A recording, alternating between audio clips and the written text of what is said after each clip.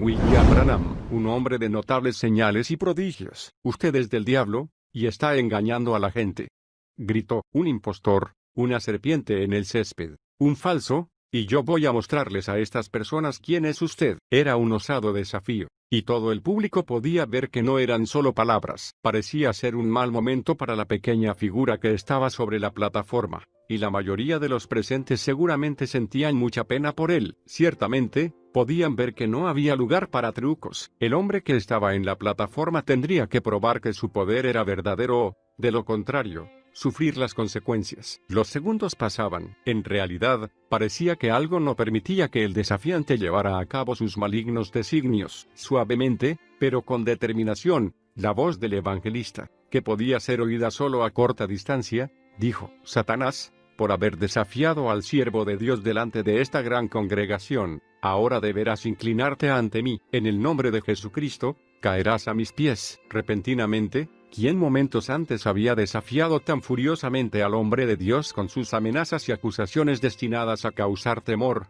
emitió un terrible gemido y cayó al suelo sollozando histéricamente. El evangelista continuó con el culto, calmado, como si nada hubiera pasado, mientras el hombre yacía mordiendo el polvo. William Branham fue un hombre humilde, de hablar pausado, que conoció de cerca la tragedia, los dolores del corazón, y la pobreza. Semi-analfabeto según los patrones del mundo, fue educado por medio de sucesos sobrenaturales. Gordon Lindsay, fundador de Cristo para las Naciones, fue amigo personal de Branham y su biógrafo oficial, dijo que la vida de Branham fue tan fuera de este mundo, tan extraordinaria que si no hubiera sido por las verdades que han sido documentadas, una persona podría, bajo circunstancias normales, considerar que las historias de su vida y su ministerio eran inventadas e increíbles. Simple en sus razonamientos, y con escaso dominio del idioma, Branham se convirtió en el líder del avivamiento de la voz de sanidad, que se originó a fines de los años 40. Hubo muchos evangelistas de la sanidad que llegaron a la preeminencia en esta época, y cada uno tenía algo que lo hacía único, pero ninguno pudo combinar el oficio profético, las manifestaciones sobrenaturales, y la sanidad divina, como lo hizo William Branham. Lamentablemente, la fase final de su ministerio está cubierta por una sombra. A medida que avancemos en este capítulo sobre Branham, lo que verán escrito escandalizará a algunos y entristecerá a otros. Comprendamos que los detalles dados son para nuestra instrucción. Su vida es una trágica y triste ilustración de lo que sucede cuando no seguimos los tiempos y las razones del cielo. Sin embargo, el comienzo de la vida y el ministerio de Branham son un tributo a la sobrenatural influencia de Dios en la tierra. Si existe alguna tradición religiosa en ti, sin duda, los primeros años y tiempos de William Branham sin duda enviarán una oleada que sacudirá todo tu sistema. Un remolino de luz, justo cuando la primera luz del amanecer asomaba. El 6 de abril de 1909, un pequeño niño de solo 2,5 kilogramos de peso nacía en las colinas de Kentucky, caminando de un lado a otro de la vieja cabaña. El padre, de 18 años de edad, estaba vestido con su overol nuevo, especialmente para la ocasión. La madre, de apenas 15 años, sostuvo en sus brazos al niño mientras decidían su nombre, William Marion Branham. Con la luz que comenzaba a abrirse paso en el cielo de la temprana mañana, la abuela decidió abrir una ventana para que los Branham pudieran ver mejor a su hijo recién nacido. Allí fue cuando sucedió el primer evento sobrenatural en la vida del joven Branham. En sus propias palabras, él nos cuenta la historia tal como se la relataron a él. Repentinamente, una luz del tamaño de una almohada vino como un remolino por la ventana, y giró alrededor de donde yo estaba, y bajó sobre la cama. Los vecinos que fueron testigos del hecho estaban boquiabiertos, preguntándose qué clase de niño había nacido de los Branham, mientras acariciaba sus pequeñas manitas. La señora Branham no tenía idea de que esas mismas manos serían utilizadas por Dios para sanar a multitud de personas, y para liderar uno de los más grandes avivamientos de sanidad que se ha producido hasta hoy. 2 semanas más tarde, el pequeño William Branham hizo su primera visita a una iglesia bautista misionera. Pisos de tierra y sillas precarias. La familia de William Branham era la más pobre de las familias pobres. Vivían en las colinas de Kentucky, con pisos de tierra y sillas hechas con planchas de madera. Estas personas no tenían ninguna educación, según los parámetros del mundo. Para ellos, leer la Biblia, o cualquier otro libro, era casi imposible. Las condiciones de vida eran malas, y se hacía poco énfasis en servir a Dios. Los Branham tenían el conocimiento general de Dios, y eso era todo. El ambiente en que vivían era duro, y todos sus esfuerzos estaban dedicados a sobrevivir. Los Branham iban a la iglesia principalmente como un deber moral o, en ocasiones, como un evento social. Cuando comprendemos el trasfondo del que provenía Branham, es más fácil ver por qué Dios utilizó señales soberanas y sobrenaturales para hablarle. Él no sabía leer ni estudiar la Biblia por sí mismo, no sabía orar, y durante toda su juventud, nunca oyó orar a nadie. Si alguien no sabe leer, no puede oír a Dios hablar por medio de su palabra. Si alguien no sabe orar, no puede escuchar su propia voz interior, el Espíritu. Si nadie a nuestro alrededor conoce a Dios, no hay nadie que pueda enseñarnos. En esta clase de situación, Dios debe dar su mensaje a una persona por medio de señales y prodigios. Es raro que suceda, pero Dios no está limitado por la pobreza y la ignorancia. Sucedió entonces, y puede suceder ahora. Dios hará que su mensaje llegue a la persona, de una manera o de otra. En el Antiguo Testamento, un asno habló a Balaam. Era la única manera en que Balaam escucharía la palabra del Señor. Dios habló a Moisés por medio de una zarza ardiente. En el libro de los Hechos, las señales y los prodigios dieron poder a los creyentes para dar vuelta a un mundo oscuro y religioso. Dios no se limita a los confines de la educación religiosa. Él es Dios, y algunas veces llamará a una persona como William Branham para que venga y rompa todos los moldes religiosos. La religión quiere hacernos olvidar que la palabra sobrenatural es la que describe la presencia de Dios. Algunas personas se ponen nerviosas cuando Dios rompe los confines de su religiosidad. Fue Dios, obrando señales y prodigios, quien hizo que Branham lo conociera, comprendiera el llamado de Dios sobre su vida, y finalmente lo siguiera, salvado de morir. La providencia de Dios estuvo con Branham desde su nacimiento. Su padre, que era hachero, debía alejarse de su hogar durante largos períodos. Cuando Branham tenía solo 6 meses de edad, una terrible tormenta de nieve cubrió las montañas, y dejó atrapados a la madre y a su hijo dentro de la cabaña. La leña y las provisiones se habían acabado, y la muerte parecía segura. Así que la madre de Branham se arropó junto con su hijo con unas mantas rotas, y se acostó, hambrienta y temblando, para esperar la muerte en su cama. Pero la muerte no puede cambiar los planes de Dios, que en estos momentos estaba observándolos a través de los ojos de un vecino. Este vecino, preocupado porque no veía salir humo de la chimenea de la cabaña, se abrió paso entre la montaña de nieve hacia el hogar de los Branham y rompió la puerta de entrada. Rápidamente reunió algo de madera para encender un fuego y regresó a su casa, cruzando la nieve una vez más, para traer algo de comida para la madre y su hijo. La bondad y la vigilancia de este hombre salvó sus vidas. Poco después de este hecho, el padre de Branham mudó a la familia de los bosques perdidos de Kentucky a Utica, en Indiana, donde comenzó a trabajar como granjero. Luego, la familia se mudó a Jeffersonville, Indiana, que sería conocido como el lugar donde William Branham creció. Aunque se habían mudado a Jeffersonville, una ciudad mediana, los Branham continuaban siendo extremadamente pobres. A los 7 años de edad, Branham no tenía siquiera una camisa para ir a la escuela, solo un saco. Muchas veces se quedaba sudando por el calor de la pequeña escuela, sin querer quitarse el saco, avergonzado por no tener una camisa debajo.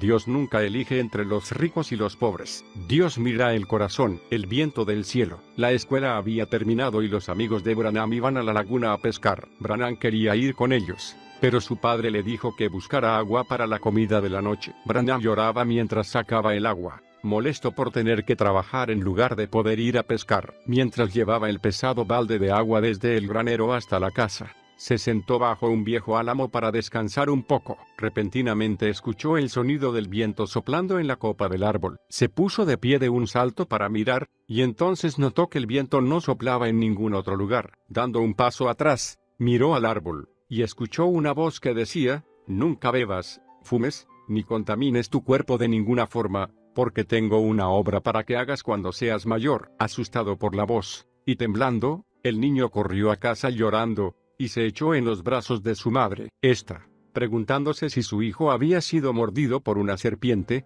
trató de calmarlo, pero no lo logró. Entonces lo llevó a la cama y llamó a un médico, temiendo que William sufriera de alguna clase de problema nervioso. Durante el resto de su infancia, Branham hizo todo lo que pudo para evitar pasar nuevamente junto a ese árbol. Extraña como la experiencia seguramente le pareció a Branham, descubrió que nunca podría fumar, beber o contaminar su cuerpo. Varias veces, cediendo a la presión de sus amigos, Lo intentó, pero tan pronto como llevaba un cigarrillo o un trago a sus labios, comenzaba a escuchar nuevamente el sonido del viento soplando en la copa del álamo, e inmediatamente miraba a su alrededor, donde todo estaba calmo y tranquilo como siempre. Pero ese mismo terror volvía a abrumarlo y dejaba caer el cigarrillo o la botella, y huía. Como resultado de su extraño comportamiento, Branham tuvo muy pocos amigos en su adolescencia. Solía decir de sí mismo: parecería que toda mi vida fui solo una oveja negra que no conocía a nadie que me comprendiera,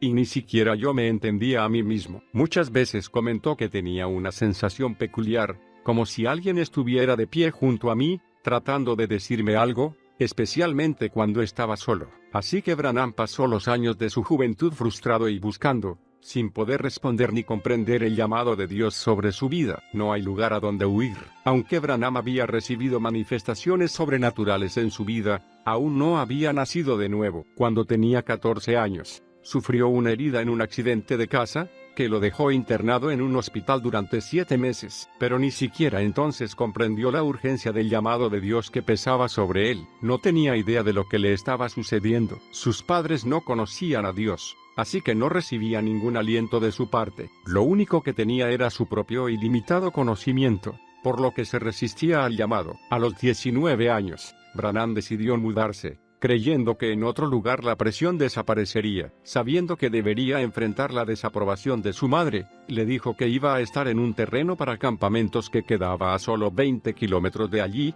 cuando en realidad estaba yendo a Phoenix, Arizona, en un nuevo ambiente y con una forma de vida diferente. Branham se procuró un trabajo en un rancho local por las noches. Practicaba boxeo en forma profesional, y llegó a ganar algunas medallas. Pero aunque lo intentara con todas sus fuerzas, no podía escapar de Dios, ni siquiera en el desierto. Al mirar a las estrellas, por las noches, volvía a sentir el llamado de Dios sobre él. Un día recibió la noticia de que su hermano Edward, el más cercano a él en edad, estaba seriamente enfermo. Branham creyó que su hermano se repondría pronto, y continuó trabajando en el rancho. Pero unos pocos días después recibió la desoladora noticia de que su hermano había muerto. El dolor fue casi insoportable para él. Lo primero que pensé fue si él estaría preparado para morir. Entonces, otra vez, Dios me llamó, pero como siempre, traté de espantarlo, recordó Branham. Mientras viajaba de regreso a su hogar, las lágrimas caían por sus mejillas al recordar su infancia junto a su hermano. Recordando cuán dura había sido la vida para ellos, se preguntaba si Dios había llevado a Edward a un lugar mejor. Esta muerte fue muy dura para la familia,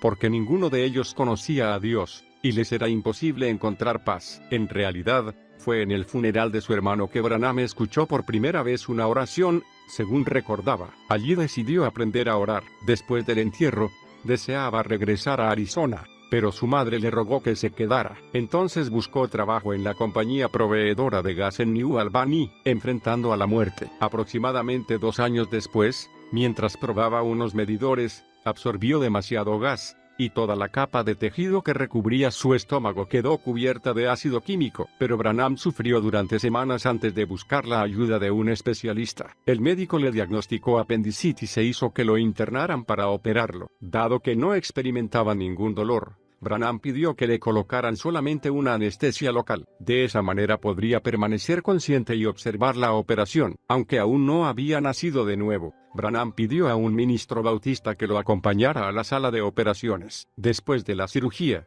Branham fue trasladado a su cuarto, y comenzó a debilitarse cada vez más. El latido de su corazón se hacía cada vez más débil, y sintió que la muerte se aproximaba. Gradualmente, el cuarto comenzó a volverse oscuro para él, y en la distancia pudo escuchar el sonido del viento. Parecía como si ese viento estuviera soplando por un bosque, acariciando las hojas de los árboles. Branham recordaba que en ese momento pensó: bien, esta es la muerte que viene a buscarme. El viento se acercaba, y el sonido era cada vez más fuerte. De repente, me fui, recordó Branham, y volví a ser un niño descalzo sentado en el mismo lugar, debajo del mismo árbol, y volví a escuchar esa voz: nunca bebas ni fumes. Pero esta vez la voz dijo: te he llamado, y tú no quieres ir. Y repitió esas palabras 3 veces. Entonces dije: Señor, si eres tú, déjame regresar a la tierra y predicaré tu evangelio desde las esquinas de las calles y desde lo alto de los techos. Les contaré a todos. Repentinamente Branham despertó y vio que estaba en su cuarto de hospital y se sentía mejor, pero el cirujano pensaba que ya estaba muerto. Cuando entró y vio a Branham,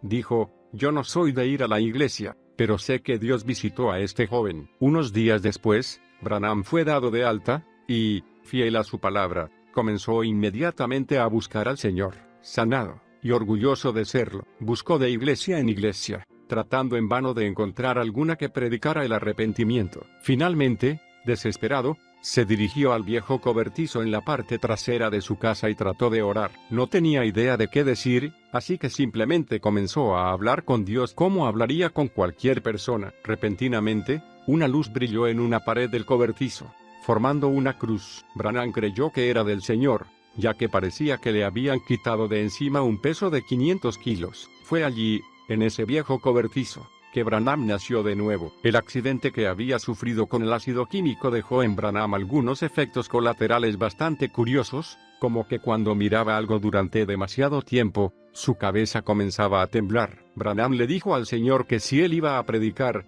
tendría que estar completamente sano. Así que encontró una pequeña iglesia bautista independiente que creía en la sanidad, pasó al frente para que oraran por él y fue sanado instantáneamente. Al ver el poder que esta iglesia demostraba, Branham comenzó a orar y pedir a Dios ese mismo tipo de poder en su vida. 6 meses después, recibió la respuesta. Después de aceptar el llamado a predicar, Branham fue ordenado como ministro bautista independiente. Consiguió una pequeña carpa y comenzó inmediatamente a ministrar, con grandes resultados. Esa luz otra vez. En junio de 1933, a los 24 años de edad, Branham realizó su primer gran campaña en la carpa, en Jeffersonville. En una noche asistieron 3,000 personas. El 11 de junio realizó un culto de bautismos en el río Hoyo, donde bautizó 130 personas. Al bautizar a la número 17, se produjo otro suceso sobrenatural. Con sus propias palabras, Branham lo describió así: vino un remolino de los cielos, y venía esa luz, brillando, se quedó como colgada justo encima de donde yo estaba, y yo me moría de miedo. Muchas de las 4,000 personas que estaban junto al río vieron la luz y corrieron, llenas de temor. Otras se quedaron y cayeron a tierra, en adoración. Algunos dijeron haber oído una voz, otros, no. Ese otoño, las personas que habían asistido a sus reuniones construyeron un tabernáculo al que llamaron Tabernáculo Branham. Desde 1933 hasta 1946, Branham fue el ministro bivocacional del tabernáculo, mientras al mismo tiempo trabajaba en un empleo secular. Una esposa maravillosa. Fue durante esta época feliz de la década del 30 que conoció a una maravillosa joven cristiana. Su nombre era Rape Brumbach y cumplía los requisitos necesarios para Branham. No fumaba ni bebía. Él la amaba profundamente. Después de varios meses, decidió pedirle a Rape que se casara con él, pero dado que era demasiado tímido como para hablarle, hizo lo más parecido. Le escribió una carta, temiendo que su madre encontrara la carta antes que ella. La deslizó con cierta incertidumbre en la casilla del correo, pero Rape recibió la carta antes que nadie y rápidamente le contestó que sí. Se casaron poco después, y Branham recordaba: no creo que hubiera lugar alguno en el mundo que fuera más feliz que nuestro pequeño hogar. 2 años después, tuvieron un hijo, Billy Paul. Al describir ese momento, Branham dijo: cuando lo oí llorar por primera vez en el hospital, supe que era un varón, y lo entregué a Dios aún antes de verlo. Una nueva dosis de poder. La Gran Depresión de la década del 30 pronto azotó también al tabernáculo Branham, y las cosas se pusieron un poco difíciles. Branham comenzó a predicar sin recibir contribución alguna, al tiempo que continuaba trabajando en un empleo secular para mantener a su familia. Después de ahorrar algún dinero, decidió hacer una excursión de pesca a Michigan, pero pronto se quedó sin dinero y debió regresar a su casa. En el viaje de regreso, vio a un gran grupo de gente reunida para una reunión evangelística y preguntó qué clase de gente era. Allí se quedó, y tuvo su primera experiencia con el pentecostalismo. La reunión era una campaña de la unicidad. Los partidarios de la unicidad eran una denominación que creía, tal como ellos lo explicaban, solo en Jesús. Branham se quedó muy impresionado con sus cantos y aplausos. Cuanto más se quedaba, más descubría que había algo especial en ese poder del que hablaban. Esa noche, Branham manejó con su Forte hasta un campo de maíz, y durmió en el auto. Estaba ansioso por regresar a la reunión al día siguiente. Se había presentado como ministro, y ese mismo día el líder anunció que el grupo deseaba escuchar al segundo ministro más joven presente, William Branham. Branham estaba tan sorprendido, que bajó la cabeza, avergonzado. No quería que nadie supiera que estaba allí. Había usado sus pantalones de vestir como almohada la noche anterior, y tenía puesto un par de pantalones muy viejos. El que dirigía el culto preguntó nuevamente por William Branham, pidiéndole que subiera a la plataforma, pero Branham se quedó sentado muy quieto, demasiado avergonzado como para responder. Después de todo, nadie sabía quién era, así que estaba a salvo. Finalmente, un hombre se inclinó hacia él y le preguntó: ¿Sabe usted quién es William Branham? Este respondió: soy yo. Pero luego explicó que no podría predicar delante de esas personas tal como estaba. El hombre le dijo: a ellos les importa más su corazón que su apariencia. Y luego se puso en pie y gritó, señalando a Branham: aquí está. Branham, reticente, subió a la plataforma. Cuando comenzó a predicar, el poder de Dios lo absorbió y la reunión duró 2 horas. Después, pastores de todo el país se le acercaron, pidiendo que fuera a sus iglesias a predicar. Cuando Branham salió, su calendario estaba lleno para todo el año. Esta gente de la unicidad no tenía idea de que había pedido a un ministro bautista que tuviera campañas en sus iglesias. Basura y tragedia. Branham se apresuró a regresar a su casa. Al verlo llegar, Hope corrió a recibirlo. Branham, entusiasmado por su experiencia, le contó sobre la campaña en la que había estado y las reuniones que tenía planeadas. Ella parecía tan entusiasmada como él, pero su familia y sus amigos no estaban igualmente felices. La principal oposición vino de la suegra de Branham, que era inflexible en su posición. ¿Sabe usted que esa gente se la pasa rodando por el piso? ¿Cree que puede arrastrar a mi hija a una cosa como esa? Eso es ridículo. No es nada más que basura que las otras iglesias han descartado. Influenciado por su suegra, Branham canceló las reuniones que había planeado con los pentecostales de la unicidad. Más tarde lo lamentó como el error más grande de su vida. Si hubiera ido a predicar en esas reuniones, su familia no habría estado en la gran inundación de Ohio en 1937. El invierno de 1937 fue muy duro. Después, los grandes bloques de nieve comenzaron a derretirse, y el río Ohio creció mucho más allá de sus límites naturales. Ni los diques podían contener la gran masa de agua. La inundación no podía haber llegado en peor momento para los Branham. Rape acababa de tener otro hijo, y esta vez habían sido bendecidos con una niña, a la que llamaron Sharon Rose. Debido al parto, el sistema inmunológico de Rape no se había recuperado por completo,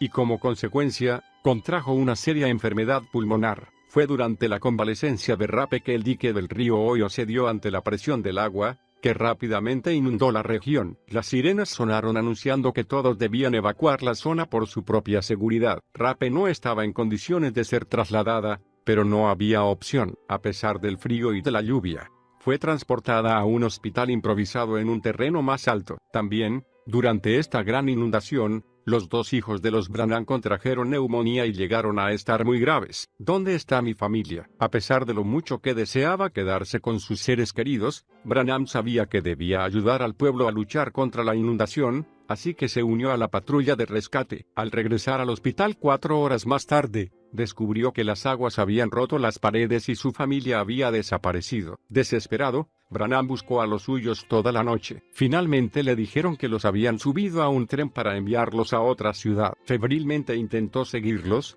pero las aguas de la inundación lo atraparon. Durante 2 semanas se encontró aislado, sin poder salir ni tener noticias de su familia. Tan pronto como las aguas bajaron, salió en su camión para buscarlos. No sabía si estaban vivos o muertos. Cuando llegó al siguiente pueblo, donde supuestamente los habían enviado, nadie sabía que hubiera allí un hospital, ni mucho menos sabían acerca de su familia. Totalmente desalentado, anduvo por las calles con su sombrero en las manos, orando, caminando, clamando por su familia. Alguien lo reconoció y le dijo a dónde habían enviado a su familia, pero las aguas habían cortado todas las rutas de acceso a esa ciudad. Branham agradeció al hombre y continuó buscando. Repentinamente, como por la mano de Dios, se encontró con un amigo que le dijo dónde estaba su familia. y que su esposa estaba al borde de la muerte. Los dos hombres buscaron hasta hallar una forma de rodear la inundación, y esa noche y su amigo llegaron a la ciudad y encontraron a su familia. Casi había llegado a casa. La iglesia bautista de la ciudad se había convertido en un hospital improvisado. Cuando Branham encontró a Ope, se arrodilló junto a su cama, solo para descubrir que las radiografías indicaban que la tuberculosis se infiltraba cada vez más profundamente en sus pulmones. Branham habló suavemente con Ope, y ella le dijo que los niños estaban con su madre. Cuando él los encontró, vio que su salud también estaba muy deteriorada. Branham decidió que trabajaría y ganaría todo el dinero que fuera necesario para que Ope y los niños se recuperaran. Un día, mientras estaba trabajando, recibió un llamado del hospital. El médico le dijo que si quería ver a su esposa con vida, debía ir al hospital inmediatamente. Corrió al hospital, donde el médico lo recibió y lo llevó directamente al cuarto de su esposa. Ya habían corrido las sábanas sobre su rostro. Sin embargo, Branham la tomó y la sacudió, llorando: «Mi amor, Dios, por favor, déjame hablar con ella una vez más». Entonces, repentinamente, Ope abrió los ojos y trató de extender una mano hacia Branham, pero estaba demasiado débil. Entonces lo miró y susurró: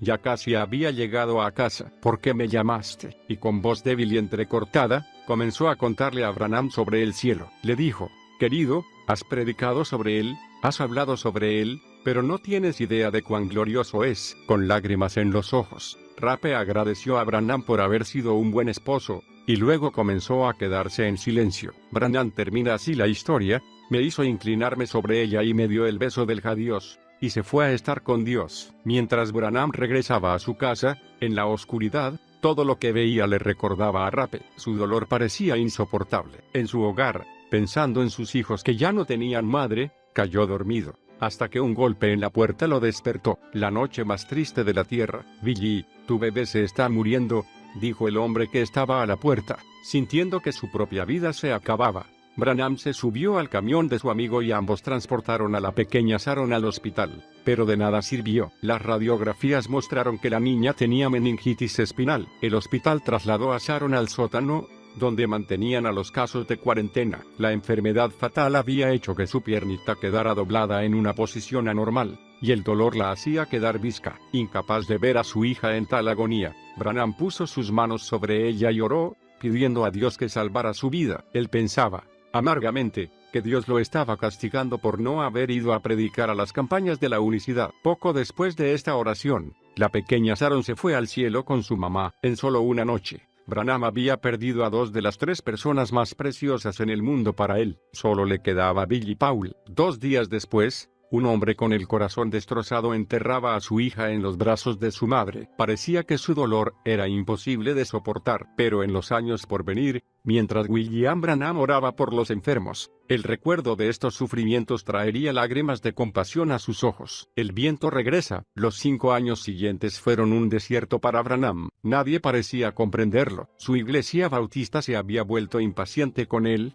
y consideraba que sus visiones eran demoníacas. Hasta llegaron a sugerir que la luz que apareciera en el momento de su nacimiento probablemente indicaba la presencia de un demonio en su vida, y advirtieron a Branham que terminara con esas visiones, o su ministerio caería en el descrédito. Durante esos años, Branham volvió a casarse. Muchas veces dijo que él nunca hubiera deseado hacerlo, pero Ope se lo habían pedido por los niños. Continuó predicando en el tabernáculo Branham, trabajando como guardia al mismo tiempo. El 7 de mayo de 1946, un hermoso día de primavera, vino a su casa a almorzar, y un amigo vino a visitarlo. Los 2 hombres estaban en el parque, sentados bajo un gran arce, cuando, según Branham, le pareció que toda la copa del árbol se soltaba. Era como si algo bajara de ese árbol, algo como un gran viento impetuoso. Su esposa vino corriendo desde la casa para ver si estaban bien. Tratando de controlar sus emociones, Branham se sentó y le relató la historia de lo que había sucedido más de 20 años atrás. En ese momento, tomó la decisión de averiguar, de una vez por todas, qué había detrás de ese viento. Dijo: «Les dije adiós a ella, su esposa, y a mi hijo, y le advertí que si no regresaba en unos días, quizá nunca regresaría». El ángel del Señor vino. Branham fue a un lugar apartado a orar y leer la Biblia. Tan profundo era su clamor, que parecía que el alma se le iba a separar del cuerpo. «¿Querrás hablarme en alguna forma, Dios? Si tú no me ayudas, yo no puedo continuar». Lloraba. Esa misma noche, aproximadamente a las 23, notó una luz que parpadeaba en el cuarto. Pensando que alguien estaba entrando con una linterna, miró por la ventana, pero no vio a nadie. Repentinamente, la luz comenzó a extenderse por el suelo. Alarmado, saltó de su silla cuando vio una bola de fuego refulgiendo en el piso. Entonces oyó unas pisadas y vio los pies de un hombre que se acercaba. Al levantar la mirada, vio a un hombre que parecía pesar unos 100 kilos, vestido con una túnica blanca. Mientras Branham temblaba de miedo,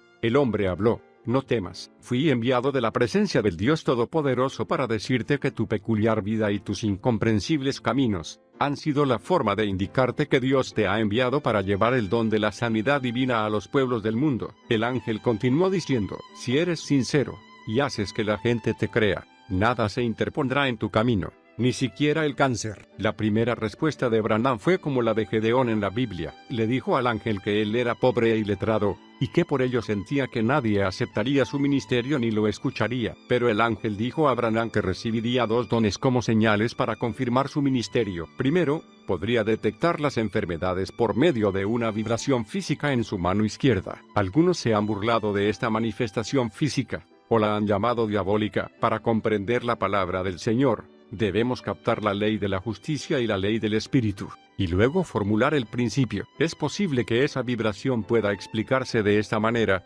cuando la impura enfermedad de la persona afligida se encontraba con el poder sobrenatural de Dios en Branham, producía una reacción física, una vibración. Cuando lo impuro se encuentra con lo puro, se produce una reacción. En años posteriores, Gordon Lindsay fue testigo de este fenómeno sobrenatural y dijo que la vibración era una electricidad, como una corriente, tan fuerte, algunas veces, que detenía inmediatamente el reloj de Branham. También dijo que después que el espíritu era echado fuera de la persona, la mano de Branham, roja e hinchada, volvía a su estado normal. El ángel continuó dando instrucciones a Branham, diciéndole que cuando sintiera la vibración, debía orar por la persona. Si la vibración se detenía, la persona era sanada. Si no, debía solo pedir una bendición y alejarse. Habrá una segunda señal. Branham respondió al ángel: Señor, me temo que no me recibirán. Y el ángel respondió: entonces sucederá que conocerás el secreto más profundo de su corazón. Esto lo oirán. En relación con esta segunda señal,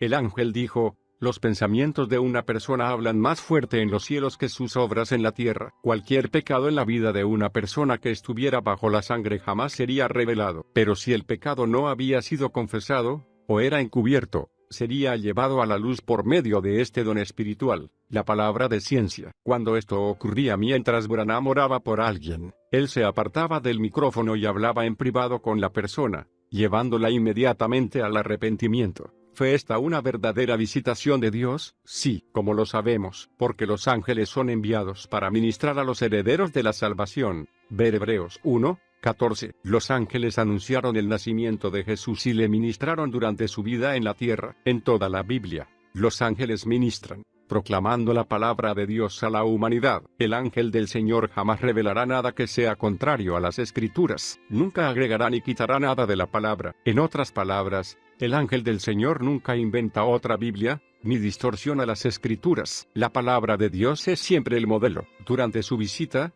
el ángel del Señor dijo a Branham muchas otras cosas en relación con su ministerio. Primero le dijo que él, un predicador desconocido, pronto estaría predicando delante de miles de personas en estadios repletos. Segundo, le dijo que si era fiel al llamado, los resultados alcanzarían a todo el mundo y sacudirían a las naciones. La visión duró aproximadamente media hora, sin tiempo que perder. Después de la visitación del ángel, Branham regresó a su casa. El domingo siguiente, por la noche, relató a su congregación en el tabernáculo la historia de la visitación. Irónicamente, todos le creyeron. La palabra del Señor se cumplió muy pronto. Mientras Branham hablaba, alguien vino y le entregó un telegrama. Era de un tal reverendo Robert Daughtry, y en él pedía a Branham que fuera a St. Louis y orara por su hija, que estaba enferma. Había consultado a todos los médicos sin resultado, y sentía que la oración sería la única respuesta. Branham no tenía dinero para hacer el viaje, así que la congregación reunió una ofrenda. Consiguiendo dinero suficiente para un viaje de ida y vuelta en tren, tomó prestado un traje de uno de sus hermanos, y un abrigo de otro. A la medianoche, Algunos miembros de su congregación lo acompañaron a abordar el tren que lo llevaría a St. Louis. El primer milagro. La pequeña niña estaba muriendo de una enfermedad desconocida. La iglesia había orado y ayunado por ella, sin éxito. Los mejores médicos de la ciudad habían sido llamados para atenderla, pero no podían llegar a un diagnóstico. Branham se acercó a ella mientras las lágrimas caían de sus ojos. La niña estaba hecha piel y huesos y, tendida en la cama, se tomaba el rostro con las manos, como si fueran garras. Su voz había enronquecido de tanto gritar de dolor. Había sufrido este tormento durante 3 meses. Branham oró junto con los demás, sin resultados. Finalmente pidió que le mostraran un lugar tranquilo donde pudiera estar solo y en comunión con el Señor. Este se convirtió en su comportamiento típico en los principios de su ministerio. Al estar a solas con el Señor, muchas veces veía la respuesta en una visión. Entonces esperaba hasta que las condiciones eran exactamente como las había visto, y luego actuaba según la visión. Cuando seguía este comportamiento, los resultados siempre eran inmediatos. Después de un rato, Branham entró caminando con gran seguridad en la casa y preguntó al padre y a los demás: ¿creen ustedes que yo soy el siervo de Dios? Sí, gritaron ellos. Entonces hagan lo que les digo, y no duden. Pidió varias cosas, y finalmente oró por la niña, según la visión que el Señor le había dado. Inmediatamente, el espíritu maligno dejó a la criatura y ella fue sanada. A partir de ese momento, vivió una niñez completamente normal y sin enfermedades. Cuando se esparció la noticia de la sanidad, la gente se agolpó para ver a Branham, pero él se apartó de ellos y les prometió que regresaría más tarde. Pocas semanas después, cumplió su palabra. Los muertos son resucitados. En junio de 1946, Branham regresó a St. Louis y condujo una campaña de 12 días en la que predicó y oró por los enfermos. La carpa estaba llena de gente y muchos quedaron afuera,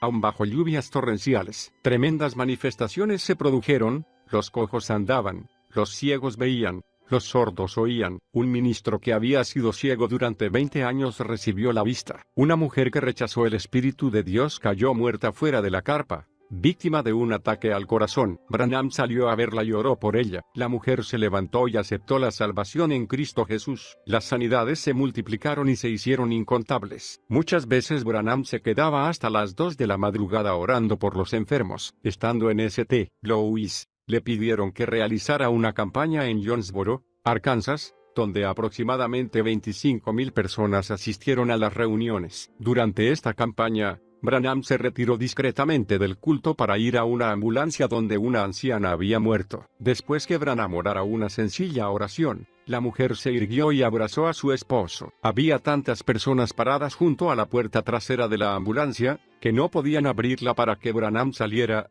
así que el conductor de la misma puso su saco cubriendo la ventanilla delantera para que Branham pudiera salir por esa puerta. Una mujer, que había conducido su auto miles de kilómetros para estar allí, intentó, en medio de las lágrimas, describir a los demás la humildad, compasión y mansedumbre de Branham. Cuando lo miraba, dijo: lo único que veía era a Cristo, y agregó: ustedes nunca volverán a ser los mismos después de haberlo visto. Extendiéndonos. En Arkansas, Branham consiguió su primer administrador de campañas, W.E. Kidson, quien era jefe de redacción de El Heraldo Apostólico, el boletín que había publicado las noticias del ministerio de Branham. Kidson, un pionero intransigente de la doctrina de la unicidad, había presentado a Branham en la denominación, y lo llevó a varias iglesias pequeñas. El año 1947 fue de muy alto perfil para el ministerio de Branham. La revista Time publicó la noticia de sus campañas, y su equipo ministerial hizo su primera gira por los estados del oeste. Las reuniones de Branham en Portland, Oregón, tuvieron gran influencia sobre T.L. y Dicey Osborne. Ellos acababan de llegar de la India, donde habían servido como misioneros, vencidos, sin visión ni propósito, y casi dispuestos a dejar el ministerio. C. dice que T.L. estaba presente cuando Branham hizo que una niña visca que estaba con él en la plataforma girara para quedar de vista a la congregación, y mientras Branham le imponía las manos, T.L. vio como los ojos de la niña se enderezaban. Se dice que entonces, el misionero oyó una voz que decía: tú puedes hacer eso, tú puedes hacer eso. Después de asistir a la reunión de Branham, los Osborne se sintieron fortalecidos, y la llama de su ministerio ardió brillantemente una vez más, con pleno propósito. Finalmente habían hallado la respuesta que necesitaban. El resultado fue un tremendo ministerio internacional de sanidad a las naciones, por medio de los Osborne. También en 1947, Branham conoció a Gordon Lindsay. Jack Moore era un ministro de la unicidad que había estado viajando con Branham cuando se unieron al ministerio de Lindsay. Aunque Lindsay seguía la doctrina de la Trinidad, él y Moore formaron una coalición que llegó a ser ingrediente fundamental del éxito de Branham. Cuando Lindsay vio que había comenzado un mover divino sin precedentes, instó a Branham para que ministrara más allá de los círculos de la unicidad y pasara a los del evangelio completo. Branham, comprendiendo que Lindsay estaba siendo utilizado para cumplir la palabra que había recibido de boca del ángel, accedió. Lindsay era un maestro en organización, atributo del que Branham carecía, así que le dio la libertad de organizar y promover una de las campañas de sanidad más importantes realizadas hasta la actualidad. Moore y Lindsay prepararon la primera campaña de la unidad en el otoño de 1947. Estas reuniones tenían como objetivo unir a los creyentes de la unicidad y de la Trinidad en una gran campaña. La misma se llevó a cabo en los estados del noroeste y algunas partes de Canadá, y fue bien recibida, ya que los mensajes de Branham evitaban toda mención a las diferencias doctrinales. Quienes asistieron vivieron las más grandes experiencias religiosas de toda su vida. Muchas veces, según decían algunos, había hasta 1500 personas que nacían de nuevo en un solo culto. J.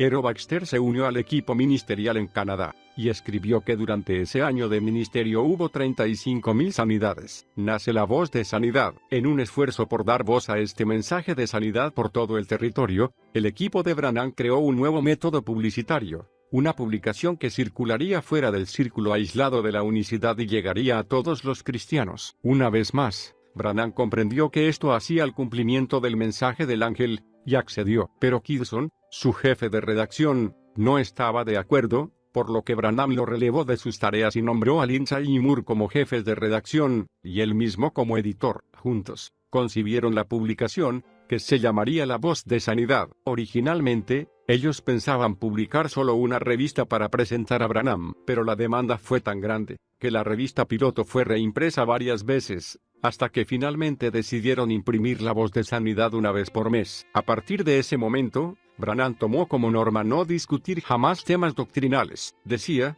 Dios no puso su sello de aprobación sobre ninguna iglesia en particular, sino que reveló que los puros de corazón mirían a Dios.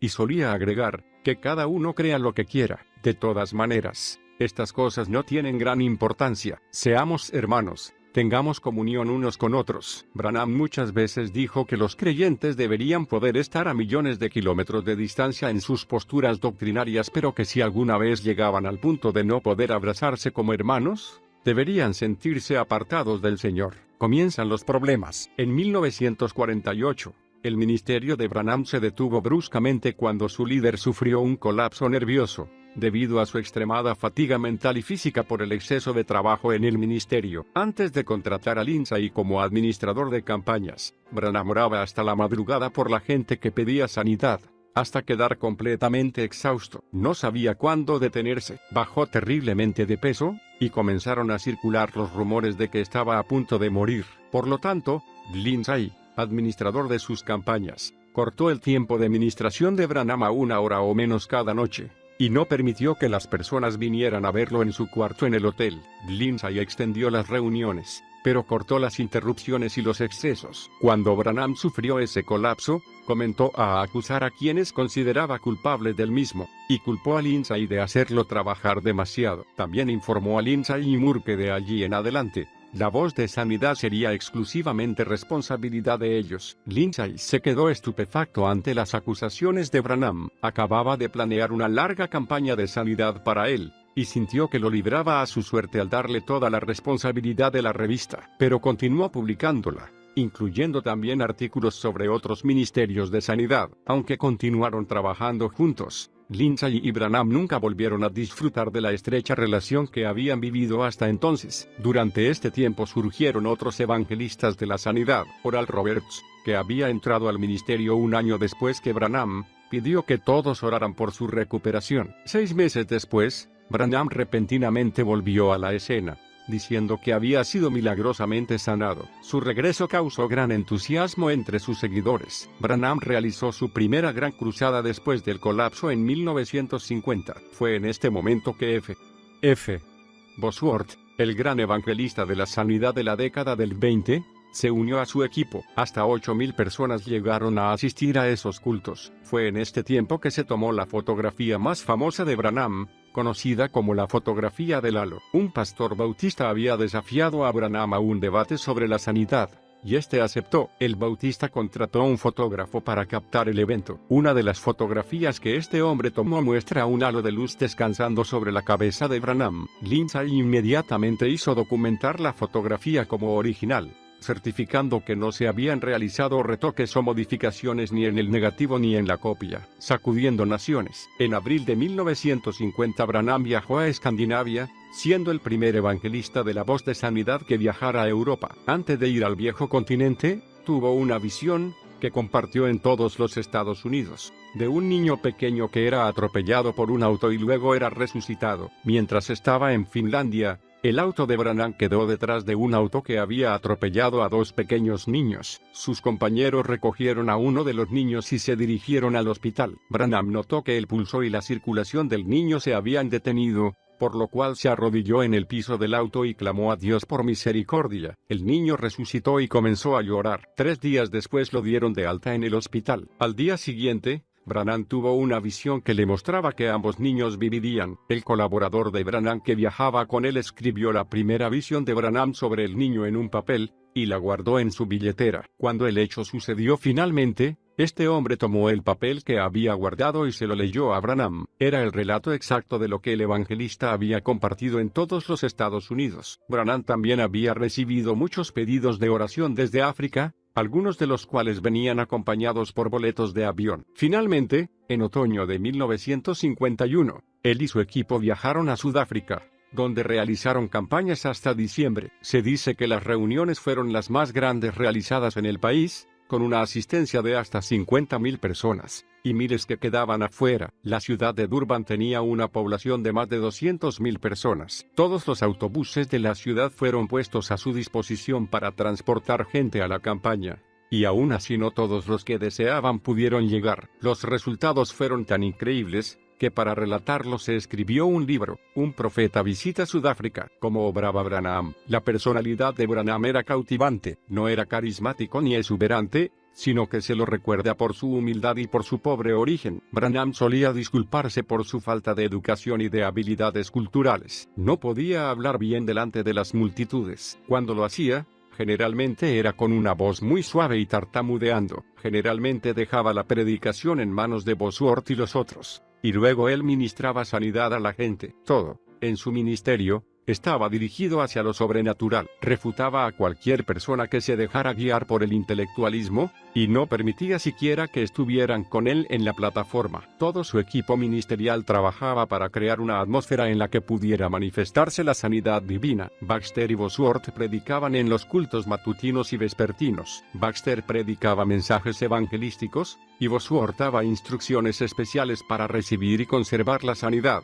Lindsay, el coordinador de las campañas, manejaba los llamados al altar. Aunque Branham insistía en que su rol principal era orar por los enfermos, siempre predicaba en los cultos de la noche. Dado que la demanda por sus campañas era tan grande, solo podía quedarse unas pocas noches en cada ciudad. Para manejar el flujo de gente, Lindsay redactó y publicó un librito, La sanidad divina en las reuniones de Branham, que se distribuía ampliamente en las ciudades antes que el equipo llegara. A diferencia de los primeros evangelistas de la sanidad, Branham no podría pasar semanas instruyendo a la gente sobre la sanidad antes de orar por ellos. Este librito servía como herramienta de aprendizaje para aquellos que deseaban recibir sanidad, quienes entonces llegaban a las reuniones listos para recibirla. Branham oraba por ellos la primera noche de su campaña. Él evitaba cualquier entrevista personal antes de los cultos de la noche. Generalmente pasaba 3 días orando y ayunando antes de cada campaña. Además, nunca oraba por la gente hasta que sentía que su ángel estaba a su diestra. Si no está seguro de esto,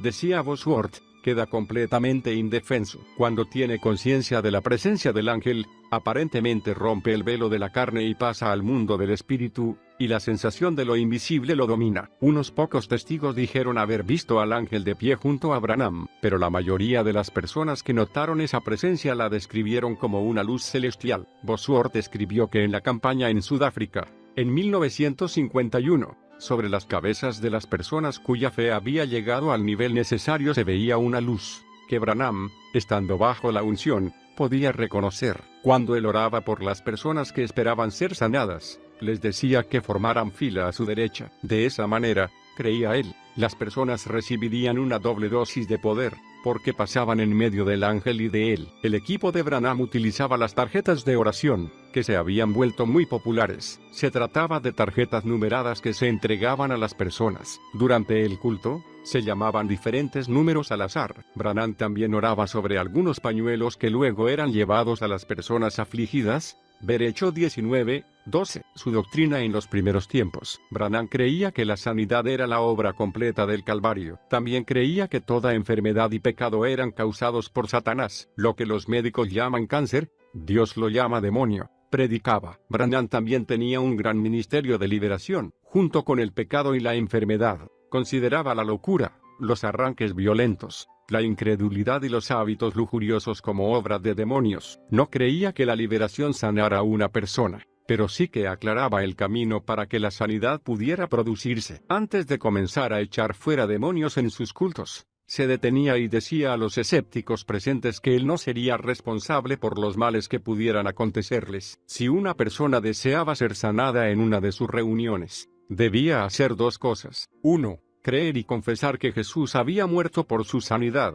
Y 2. Creer que Branham era el profeta de Dios enviado para ministrar sanidad. Branham creía que la fe era un sexto sentido. Para él, la fe era creer lo que Dios ha revelado. Una persona podía perder su sanidad si dejaba de creer lo que le había sido revelado. Así como la fe la mata a la enfermedad, la incredulidad la resucita, razonaba. Una persona no debía ser cristiana para ser sanada, pero sí debía convertirse para continuar sana, enseñaba. Aunque Branham apoyaba la labor de los médicos, también creía que su trabajo era limitado. Creía que la medicina solo mantenía el cuerpo limpio mientras Dios realizaba la sanidad. Afirmaba: ni un solo gramo de medicina ha curado jamás ninguna enfermedad. Se dice que Branham se erizaba cuando alguien describía la sanidad divina como fanatismo, y respondía que nunca dicen que la medicina sea fanatismo cuando una persona muere por un tratamiento médico equivocado. Branham también estaba en contra de la prosperidad de los cristianos, especialmente de los ministros. Muchas veces decía que podría haberse hecho millonario con los ingresos de su ministerio,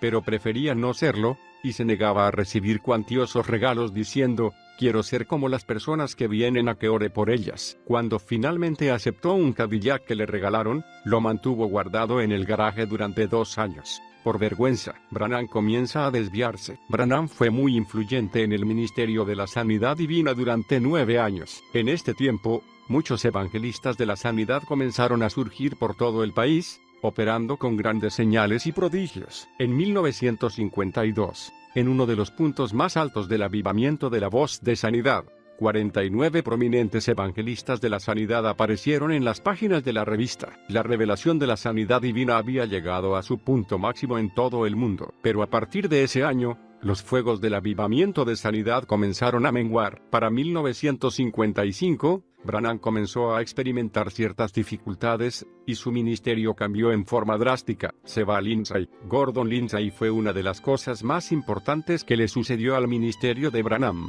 Lindsay tenía la palabra y Branham tenía el don. Lindsay también tenía la capacidad organizativa que podía multiplicar el ministerio y el don de Branham. Obviamente, eran un equipo ministerial amado en los cielos. Pero Branham se negó a reconocer el valor de Lindsay. Por el contrario, lo acusó, lo culpó, y hasta cierto punto, lo abandonó. Creo firmemente que el Señor había ordenado a Lindsay que ayudara a Branham porque éste no podía ayudarse a sí mismo. Por lo tanto, creo que separarse de Lindsay fue un gran error de Branham, y la causa por la cual éste cayó luego en serios errores doctrinales, rodeado de obsecuentes, debido a la frialdad de Branham hacia él. Además del hecho de que su propio ministerio estaba creciendo, Lindsay dejó el equipo de Branham después de 4 años. Los hombres que lo reemplazaron estaban lejos de llegar a su nivel en carácter e integridad. Branham no tenía ingenio ni sofisticación suficiente como para estar a la par de quienes se acercaron para sutilmente, aprovecharse de él. Era un hecho ampliamente conocido que Branham no tenía capacidad para los negocios, y realmente,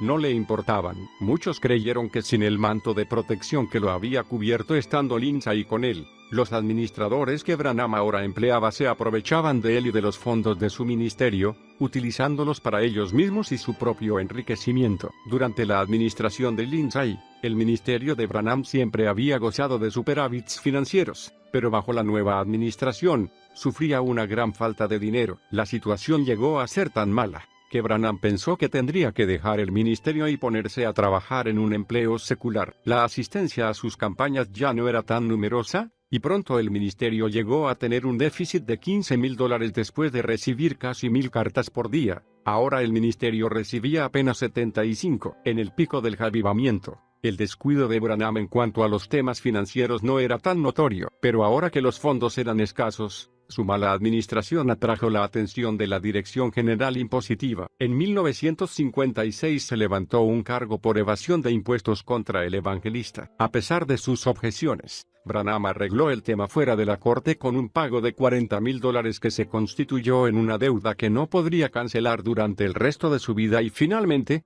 se encontró con que se había armado una secta alrededor de su personalidad. Cuando otros evangelistas de la sanidad llegaban a un primer plano, el séquito de obsecuentes pacificaba su ego. Estos hombres alentaban a Branham en sus visiones extrañas, manifestando que él era el nuevo Elías, el precursor de la venida de Cristo, y la cabeza de la iglesia de la séptima era. Sostenían que solo Branham podía llevar a cabo este llamado del mensajero de la Odisea, y que nadie más podría personalizarlo. Para 1958, solo había aproximadamente 12 evangelistas de la sanidad prominentes. Era evidente para todos que los días de gloria del avivamiento de la voz de sanidad se habían acabado. Ahora era tiempo de buscar al Señor y descubrir qué rol debía ocupar cada uno en el próximo mover de Dios. No permaneció en su llamado. Branham no tomó bien el cambio. En realidad, nunca vivió la transición. En lugar de orar al Señor para saber cuál sería el lugar donde debería ministrar en el próximo mover de Dios, se volvió hacia doctrinas radicales y sensacionalistas. Tomó el oficio de maestro por voluntad propia,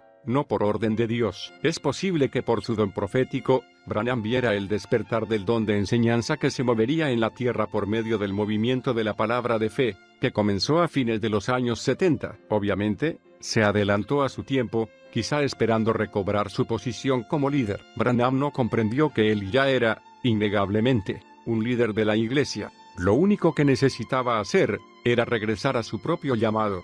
Dios no lo llamó a ser un maestro, porque él no conocía la palabra. Como consecuencia, a través de su ministerio comenzaron a enseñarse y enfatizarse doctrinas problemáticas. Todo lo que había defendido en sus primeros años de ministerio, aparentemente, se le había escapado. Sin duda, este gran error hizo que su vida terminara tempranamente, y continúa oscureciendo su ministerio hasta el día de hoy. Lo hizo a su manera. Branham decía tener extrañas visiones espirituales que aparentemente hacían que siempre estuviera buscando su cumplimiento con gran ansiedad. Durante la década del 60, lamentaba la declinación de su popularidad, notando que otros evangelistas lo habían superado. Para él, se convirtió en una carrera competitiva. Branham trató de recuperar su popularidad por medio de la enseñanza de doctrinas que, según él, le habían sido dadas por revelación profética. Pero, al abusar del don, sus profecías se pervirtieron. En lugar de utilizar su capacidad profética para llamar a los corazones de los hombres de regreso a Dios, trató de predecir eventos internacionales. Prepárate. Cuando leas esta muestra de las doctrinas que Branham enseñaba, comprenderás por qué fue un error tan grande que permitiera que Lindsay se fuera. Si Lindsay se hubiera quedado, todos los demás errores de la vida de Branham habrían sido solucionados. Aquí damos una muestra de las extravagantes doctrinas proféticas que Branham enseñó hasta el fin de sus días. No hay infierno eterno. Presentándolo como una nueva revelación, Branham enseñaba que no existe el infierno eterno. Dijo que el infierno era para siempre, pero no para la eternidad. Para él, para siempre significaba un período de tiempo. Después de este período, los que estuvieran en el infierno serían aniquilados. La simiente de la serpiente. También enseñaba que la mujer no fue producida por creación de Dios, sino un producto secundario del hombre. Aún llegó a sugerir que los animales eran una especie de rango superior a la mujer, porque habían sido creados de la nada. Su posición secundaria según Branham, señalaba a las mujeres como los seres más fácilmente engañados y más engañadores del mundo. Branham también enseñaba que las mujeres llevaban la simiente de la serpiente. Esta doctrina enseñaba que Eva tuvo relaciones sexuales con la serpiente en el huerto, y así había concebido a Caín. Branham dijo que la intención de Dios era que la multiplicación se produjera por medio del polvo de la tierra, como había sucedido con Adán,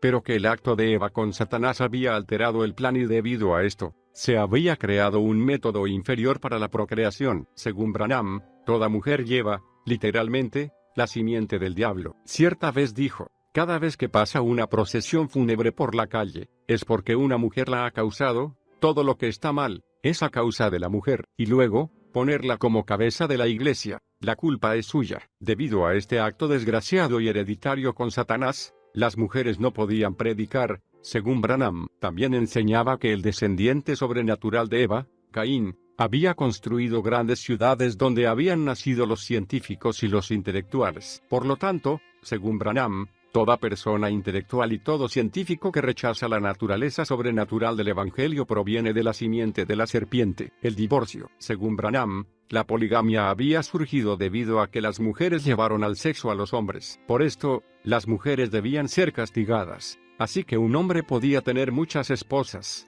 pero una mujer solo podía tener un marido. Enseñaba que cuando Jesús habló del divorcio, habló para las mujeres, no para los hombres. Una mujer no podía volver a casarse bajo ninguna circunstancia, pero un hombre podría divorciarse cuando quisiera, y casarse nuevamente, con una mujer virgen. La marca de la bestia. Branham enseñaba que el denominacionalismo era la marca de la bestia, los protestantes las rameras, y los católicos la bestia. Después de una visión insinuó, aunque nunca lo reconociera formalmente, que él era el mensajero de los tiempos finales, y el profeta de la Odisea, que podía abrir el séptimo sello del libro del Apocalipsis. También predijo que la destrucción de los Estados Unidos comenzaría en 1977. Su boca tenía poder. Branham creía que llegaría el día en su ministerio, en que la palabra hablada de su boca transformaría los cuerpos físicos en cuerpos glorificados para el arrebatamiento. Este tremendo poder sería desatado porque sus palabras restaurarían el nombre original de Dios,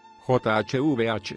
Anteriormente, el nombre nunca había sido pronunciado correctamente, pero la boca de Branham estaba formada especialmente para decirlo. Unicidad. Aunque al principio de su ministerio lo negaba, Branham ahora declaraba abiertamente la doctrina de la unicidad, pero criticaba a las iglesias que creían solo en Jesús, porque decía que hay muchas personas que se llaman Jesús, pero un solo Señor Jesucristo. Un día, enseñaba que los trinitarios no eran nacidos de nuevo. Otro día, decía que solo algunos de ellos habían nacido de nuevo. Hasta llegó a profetizar diciendo que la doctrina trinitaria es del demonio, y luego ordenaba a todos los que escucharan la grabación de ese mensaje que se bautizaran en el nombre de Jesucristo. Muchas veces también cambiaba su doctrina sobre la salvación. Algunas veces decía que cualquiera podía ser salvo. Otras, hablaba según la doctrina calvinista, diciendo: hubo millones que serían salvos si pudieran, pero no pueden, no es para ellos. De este grupo de discípulos surgió un grupo que se llamaban los mensajeros, y en la actualidad, también se los conoce como los branhamitas. Estas iglesias no están afiliadas a ninguna denominación, dado que Branham detestaba esa forma de organización. Son seguidores de él, y creen que él era el mensajero de la Odisea para esta era de la iglesia. Hasta hoy, un gran retrato de Branham cuelga de esta iglesia, donde lo presentan como su pastor. Los mensajeros, o branhamitas, son un movimiento mundial. En realidad, la cuarta iglesia más grande del Zaire pertenece a este grupo. La historia de su muerte. Branham predicó su último mensaje en la semana del Día de Acción de Gracias de 1965. En la iglesia de Jack Moore. Aunque Moore no estaba de acuerdo con la doctrina de Branham, continuó siendo su amigo hasta el final. El 18 de diciembre de 1965, mientras regresaba a Indiana cruzando Texas, Billy Paul Branham, su hijo, manejaba el auto que iba delante del de Branham y su esposa. Un conductor ebrio giró para evitar chocar contra el auto de Billy Paul, pero cruzó la línea del medio y chocó de frente contra el auto de Branham. Billy Paul giró y regresó al lugar de accidente. Saltó de su auto y vio que Branham había atravesado la ventanilla y había vuelto a caer dentro del auto. Billy Paul fue a controlar el estado de su padre y vio que tenía huesos rotos, pero aún tenía pulso. Al controlar el estado de su esposa, notó que no tenía pulso. Obviamente, estaba muerta. Repentinamente, Branham se movió, y al ver a su hijo, le preguntó, ¿está bien, mamá? Billy Paul le contestó, papá, está muerta. Entonces Branham le dijo, pon mi mano sobre ella. Su hijo obedeció. Puso la mano ensangrentada de Branham sobre su esposa. Inmediatamente le regresó el pulso, y la mujer revivió. William Branham permaneció en coma durante 6 días, antes de morir el 24 de diciembre de 1965. Su esposa le sobrevivió, aunque entristecido por su muerte. El mundo pentecostal no se sorprendió. Gordon Lindsay escribió en sus palabras de elogio para el funeral, que la muerte de Branham había sido voluntad de Dios. Dios puede ver que el ministerio especial de un hombre ha llegado a su cumplimiento, y que es hora de llevarlo a casa. Creo que es interesante observar que Lindsay había aceptado la interpretación del joven evangelista Kenneth Hagin, de Tulsa, Oklahoma. Dios le había hablado a Hagin de la muerte de Branham 2 años antes que sucediera. En una palabra profética hablada a través de Hagin, el Señor dijo que él quitaría al profeta de la escena. Branham murió exactamente cuando el Señor dijo a Hagin que moriría. Hagin estaba dirigiendo una reunión cuando le llegó la noticia del accidente de Branham, y llamó a todos los santos a orar por él ante el altar. Mientras él mismo se arrodillaba para orar, el Espíritu del Señor le habló, diciendo, ¿para qué oras? Te he dicho que me lo llevaré. Hagin, entonces, se levantó, incapaz de continuar orando, debido a la desobediencia de Branham a su llamado, y a la confusión doctrinal que había creado. Hagin creía que Dios había tenido que quitar al Padre del avivamiento de sanidad, de la tierra. 4 veces el Espíritu Santo le había dicho a Lindsay que Branham iba a morir, y que él debía advertirle, pero Lindsay no lograba atravesar la barrera de obsecuentes que rodeaban a Branham. Finalmente, cuando pudo acercarse a él, sin ser anunciado, Lindsay intentó razonar con Branham, y le preguntó, ¿por qué no trabajas donde Dios quiere que trabajes? Y manifiestas el don que Dios te ha dado. Quédate con eso, no trates de meterte en este otro ministerio. Branham simplemente respondió, pero yo quiero enseñar. Tenía un increíble don de sanidad, pero dado que su conocimiento bíblico no podía compararse con su don, se convirtió en un desastre doctrinal. La ignorancia no es una bendición, especialmente cuando afectamos a multitudes con nuestras palabras. Dios le había dado un gran don que no podía quitarle. Ese don estaba llevando a las personas al error, haciendo que siguieran la doctrina de Branham, por lo que Dios practicó su derecho soberano según 1 de Corintios 5.